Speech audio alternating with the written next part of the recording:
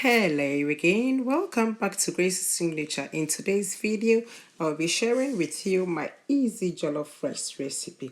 This jollof rice is so easy and simple to make, but then it tastes great. The aroma and the flavor in this jollof rice is just incredible. Alright guys, so come with me to my kitchen and let's do some cooking. Alright, so I'll be using a teaspoon of vegetable seasoning. You can use any seasoning that you have available. 1 teaspoon of crayfish powder, half a teaspoon of curry powder. I'm using 3 tins of mackerel fillet, a pinch of salt, 1 teaspoon dried rosemary, 3 tablespoons of tomato puree or tomato paste, 4 bunch of scallions or spring onions, and in there I have 4 medium sizes of tomatoes, and then 1 red bell pepper, 1 medium sized red onions, and half a slice of white onion. I'm using half of that because that onion is massive. All right, and then half a thumb size of ginger, 1 habanero pepper, and 4 cloves of garlic. All right, and then in here I have 4 cups of rice. I am using jasmine rice. You can use any rice that you have available. And I'm also using some sunflower oil. Alright, to start off, I'll start chopping my vegetables. But before I start chopping, I make sure I wet a all-purpose cloth and then lay that on my worktop before putting my chopping board on it. This helps prevent my chopping board from moving around. Okay, all right, so I'll start by chopping my tomatoes, slicing, dicing, chopping, whatever you call it, my tomatoes first. So I'll repeat the same process until I finish chopping or dicing all my tomatoes. Once I'm done with the tomatoes, I'll give the chopping board a wipe to get rid of the juices that was released from the tomatoes. Next, I'll slice my red onions, and then that goes in my roaster as well. Next is my ginger. Okay, and then the half slice of white onion. Like I said earlier, that onion is very big, it's massive, which is why I'm using just half a portion of it. Okay, so next is my garlic, and this is how I peel my garlic. It's so easy and simple. I put the garlic on the chopping board, and then I use the the middle side of the knife on it, and then I just slap it. I give it a slap, and then the peel just, the skin just peel off like that, just like I'm doing in the video. It's so easy to peel. It's very easy and fast. All right. So next, I'm going to slice my red bell pepper.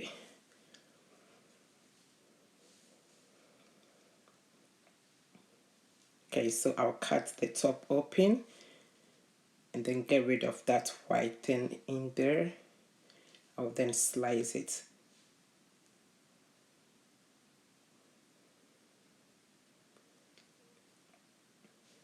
So I'm pushing the seeds away because I don't want that in there. Alright, so next I'm going to slice the bits of pepper that is on there. I'm not going to discard that. That's a lot of pepper.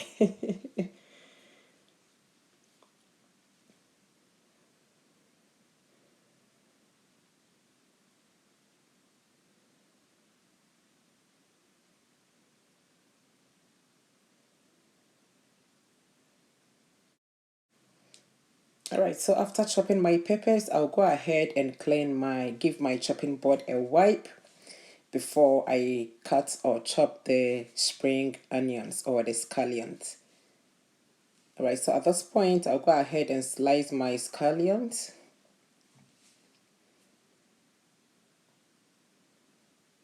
Then in goes my roaster.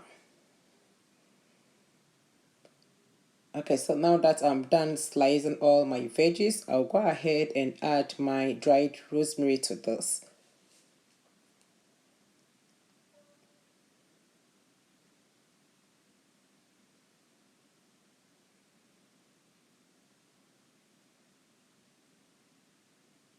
Right, and now it's about time to pop this in the oven.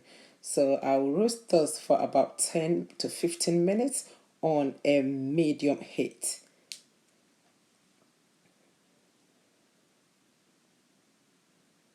Alright, so now that my veggies is in the oven, I'm now coming to start the stew. Okay, so in this same video, I'll share with you how to get rid of the tangy flavor, tangy taste, or the sharp aftertaste from your tomato stew.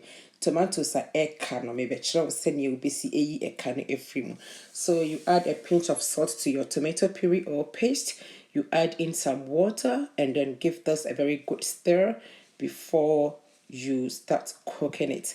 In this way, you get rid of any sharp aftertaste or tangy taste. You can also use bicarbonate of soda or baking soda. It is also known as baking soda to get rid of that tangy taste. All right. So now I have my pot on the fire.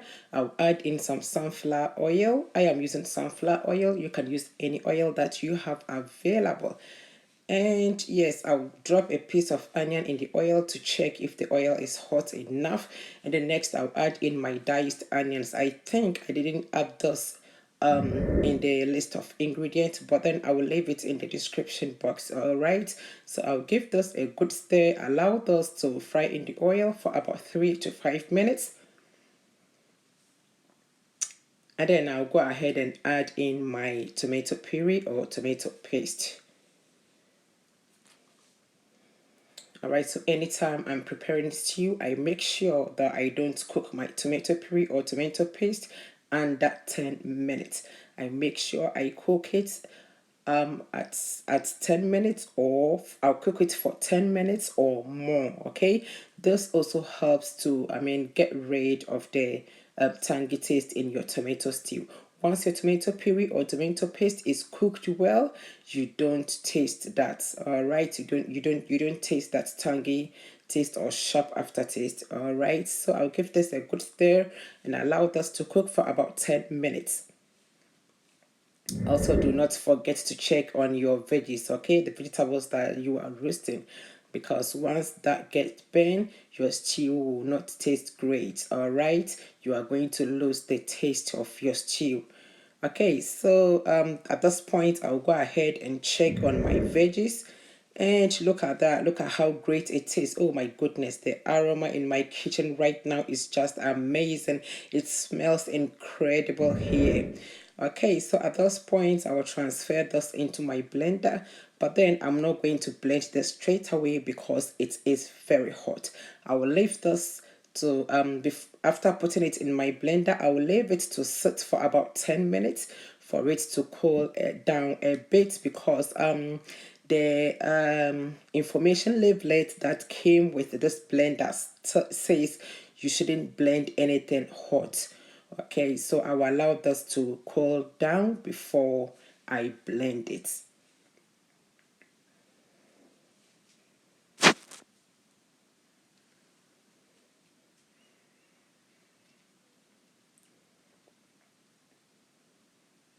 Okay, so I'll go back and check on my tomato paste that I am cooking. So look at that. At this point, as you can see, it's been cooking for 15 minutes. The color has actually changed from red to a darker color. It looks a little bit darker than it was before. All right, so at this point, I'll go ahead and blend my veggies. And here you are. I'll then pour this into my tomato paste stew. All right, so I'll give this a very good stir,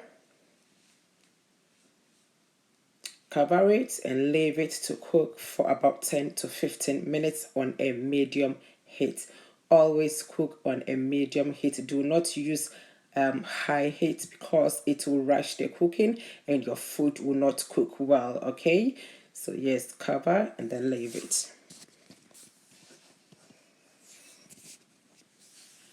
So after 15 minutes, I'll come back and then check on my stew. So look at that. As you can see, it has reduced in size. That tells that your stew is cooking well. And also be careful of that splatter, okay, so it doesn't get stick on your skin. All right, so at this point, I have added in my seasoning, which is the vegetable seasoning, the crayfish powder, and then the curry powder. And I've also added in a pinch of salt to taste. I'll give this a good stir, cover it, and leave it to cook for another 10 more minutes.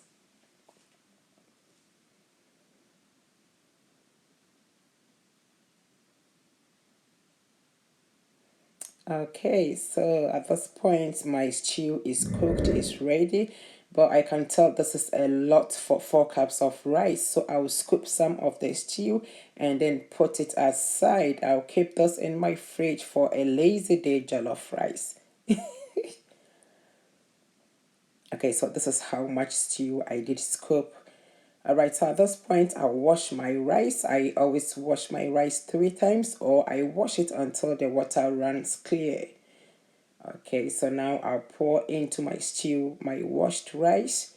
I'll give it a good stir and then add in 2.5 cups of water. So for 4 cups of rice, I use 2.5 cups of water.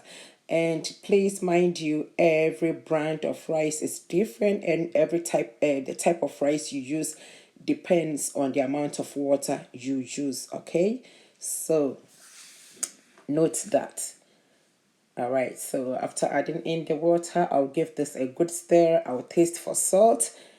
All right, and to my taste and to my preference, the salt is enough, so I'm not going to add in any more salt. Now I'll cover my pot with a parchment paper or baking paper. You can also use aluminum foil before covering it with the lid. This is to help trap the heat and the vapor in there. So that is what is going to cook your rice for you, meaning you don't have to use a high heat. Okay, so now I'm going to check on my rice. Be careful you don't pour that water into the rice. So yeah, I'll give this a very good stir. Okay, but I'll then turn the heat down to the lowest setting. Give it a good stir.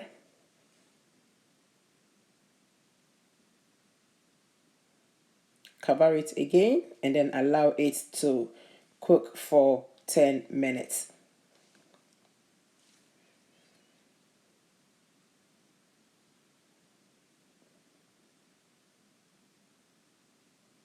And after 10 minutes, I came back to check on my jollof rice. And oh my goodness, it smells very, very, very nice here. Look at that, my jollof rice is now ready. Look at how beautiful it is. This is not just beautiful, guys. It tastes so great. I can tell how nice this jollof rice tastes. Yes, the vegetables, the roasted vegetables has taken the flavor and the aroma in this jollof rice to another level.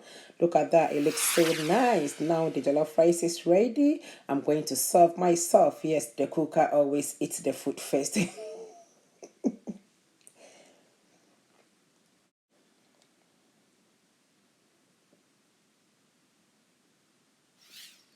And look at that. Isn't this beautiful? This is perfect. The jollof rice has been cooked to perfection. Yes, I call this perfection. It is just amazing, guys. So thank you so much for watching. If today is your first time stopping by, a very warm welcome to Grace Signature. I hope what you've seen today will make you subscribe to this channel. To my old subscribers and supporters, God richly bless you all. I really appreciate your time and your support to this channel. Before you leave, make sure you subscribe, like, share, and comment. All right. So I'll see you again in my next one. Bye bye.